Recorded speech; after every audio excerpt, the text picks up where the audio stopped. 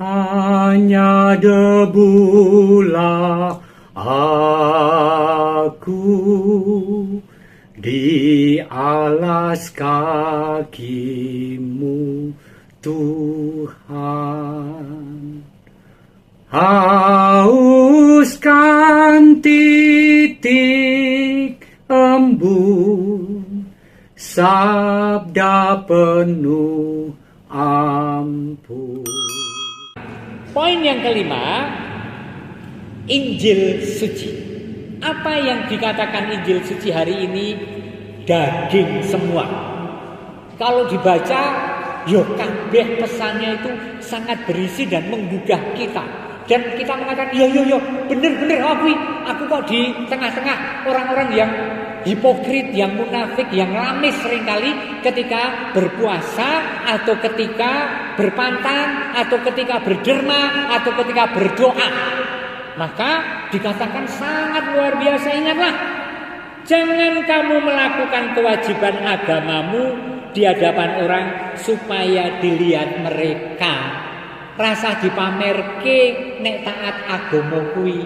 Gitu, ning saka prentuling ati melakukannya. Karena jika demikian, kamu tidak beroleh upah dari Bapamu yang di surga. Ya. Jadi apabila kamu memberi sedekah, yang kedua soal sedekah ini, berderma, berbela rasa, APP. Janganlah engkau mencanangkan hal itu seperti yang dilakukan orang-orang munafik di rumah-rumah ibadah dan di lorong-lorong supaya mereka dipuji orang. Aku berkata kepadamu, sesungguhnya mereka sudah mendapat upahnya. Tapi jika engkau memberi sedekah, janganlah diketahui tangan kirimu apa yang diperbuat tangan kananmu. Hendaklah sedekahmu itu diberikan dengan tersembunyi, maka Bapamu yang melihat yang tersembunyi akan membalasnya kepadamu. Amin. Itulah saudara-saudara, kekristenan Tuhan Yesus mengabarkan sesuatu yang luar biasa. Tadi berbalik dengan hati dan bukan hanya sampai pada upacara dan kewajiban agama. Dan yang sekarang tentang bersedekah, ayo dengan sukacita, dengan tulus memberikan dan tidak menghitung supaya orang melihatnya. Juga kalau ketika kita melakukan kewajiban, ojo diketoke wong liya seolah-olah kita itu suci. Wis pokoke sing tak yakini tak tindake dengan sukacita. Oh, luar biasa loh Injil hari ini. Lagi. Dan apabila kamu berpuasa, janganlah muram mukamu seperti orang munafik. Rasa ketok-ketok nek lagi pantang dan puasa. Ketika diajak makan demi perjumpaan dan ngobrol, lakukan itu, datang. Tetapi ketika disuguhkan sesuatu yang Anda berpantang dan berpuasa, santai aja. Maaf, aku lagi berpuasa ya, tak kancani wae ya. Kowe sing mangan, aku ngancani. Oh, maaf, rapopo, biasa rapopo. Aku ora tersinggung sama sekali. Top. Ya toh? Jogo, tutup. Aku lagi puasa loh. Ora. Ning santai, bersyukur sukacita bersama Allah yang memimpin hidup kita, yang menawarkan belas kasihnya dalam sukacita. Jangan puasa pantang malah hidupnya menjadi mencekam. Lali mangan sotone ono mung duduh daginge.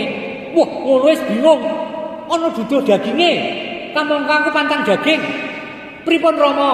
Rapopo. Wong jenenge pertama ra sengaja lan kuwi mung duduhe. Kecuali kowe pancen pengin ngerti nek kuwi iki dilarang dan kamu ingin melanggarnya. Nah, itu jangan. Oke? Enak toh? Itu Injil mengatakan itu. Poin ini dari Injil. Luar biasa, Anda baca lagi. Poin yang ke 5 ya? Nah, poin yang kelima cetobu. Poin yang kelima, para kadang saudara-saudara. Poin yang kelima, yang namanya puasa dan pantang secara Katolik adalah puasa kuwi rong dina. 2 hari, yaitu besok pagi dan Jumat Agung. Ini sangat penting. Awal dan puncak karya penyelamatan Tuhan wafat di kayu salib. Sedemikian pentingnya kita diajak memfokuskan hati dan budi pada Yesus yang mengundang kita penuh belas kasih. Maka juga sukacita berpuasa. Yang disebut berpuasa itu makan sehari sekali. Titik. Sawarke rapopo. Ning sehari sekali. Kalau dulu rumusannya agak ambigu. Makan kenyang satu kali. Oh berarti liyane rasa mangan kenyang ya Romo. Ya padha wae. Tetapi sekarang menjadi jelas makan satu kali sehari. Jadi pagi nggak usah makan, siang diwarki tenan, sore nggak usah makan. Anda mungkin masih bertanya, loh, aku mau obat entuk ora Romo? Yo entuk dilambari pokoknya kejujuran dewi dan niat kita. Ya, untuk yang diabetes, yang jantung, yang sepuh, yang sudah harus minum obat, ya jangan dihentikan. Oke, ayem. Ya, terus pantang itu yang wajibnya adalah setiap hari Jumat selama masa prapaskah. Jadi tentukan pantang yang paling relevan untukku. Aku senenge kok mesti nyeplok endok to ya nek maem ki aku nek Jumat ora arep mangan endok karo daging. Stop. Ning pantange wong Katolik kuwi ora njur. Mergo poso njur malah anggarane luwih akeh, mangane luwih enak. Ora. Jadi keseharian yang kita puasakan sehingga terkumpul itu didanakan untuk bela rasa kepada mereka yang membutuhkan, di antaranya lewat aksi puasa pembangunan. Jadi berbela rasa semangatnya itu. Amin. Ini panjenengan kudu tepuk tangan. Karena Wonogiri, kalau orang mengatakan ing atase Wonogiri gitu kan, dikira apa Wonogiri? Aksi puasa pembangunan tahun lalu, bahkan di masa pandemi itu melebihi paroki-paroki banyak yang di kota yang tidak sampai pada jumlah yang kita kumpulkan.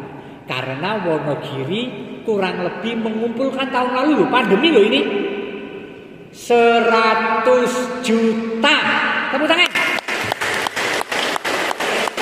Iki mergo keperhatianan Anda karena kesadaran kita. Dan Anda tidak menjadi miskin karenanya. Kita tetap oke. Luar biasa loh orang kata. Aku mongkok dan bisa banget ya. Luar biasa. Maka memang ketika kita berpantang, nah terus kemudian ketika kita berpantang dan berpuasa, kita sisihkan. Bukan mengambil uang lain lagi untuk dimasukkan ke APP.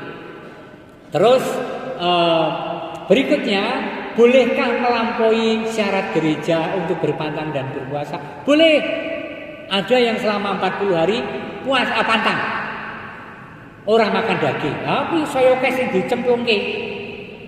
Nggo kabutuhane wong liya yang disebut oleh Bapak Uskup Semarang sebagai aksi bila rasa dalam surat Gembala Prapaskah. Boleh. Atau bahkan puasa 40 hari seperti saudara-saudara kita muslim. Boleh enggak? Boleh. Jam 6 pagi sampai jam 6 sore. Boleh. Top. Mereka berpuasa 1 hari penuh. Luar biasa loh ya. Dan beberapa di antara melakukan itu. Oke? Yang terakhir apa ya? Yang terakhir kuwi, oh iya ini penting terakhir. Yang terakhir adalah karena kita sedang olah batin, karena kita sedang menyiapkan perayaan terbesar yaitu Paskah, Minggu Palma sampai Hari Raya Paskah, gereja menyediakan waktu 40 hari untuk menyiapkannya, tetapi bukan hanya hal-hal fisik, puasa, pantang, berbela rasa itu kan fisik sosial, tetapi juga rohani harus diperkaya. Dengan apa? Banyak tawaran oleh lingkungan wilayah paroki tentang kegiatan Prapaskah. Ada renungan Prapaskah, ada aksi puasa Bandung mengikuti, ada jalan salib, ya kan? Ada ekaristi rutin. Ini baru loh ini. Ini lukisan asli kita beli dari uang Anda. Kita belikan lukisan jalan salib yang baru. Itu harganya seingat saya lebih dari 20 juta. Karena ini lukisan asli.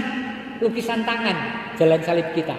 Dan berbahagialah wilayah utara karena itu lungsuran jalan salib yang kemarin. Sudah dipasang ya? Oh, top banget, tapi ini lukisan. Bagus dan bagus sekali. Sayang hari ini tidak dinyalakan lampunya, mungkin hemat listrik. Mestinya dinyalakan dong. Nah, saudari-saudara, mari janur gunung untuk lebih keluar dari diri sendiri, menimba kekuatan rohani dan spiritualitas dari aktivitas-aktivitas selama masa Prapaskah. Oke?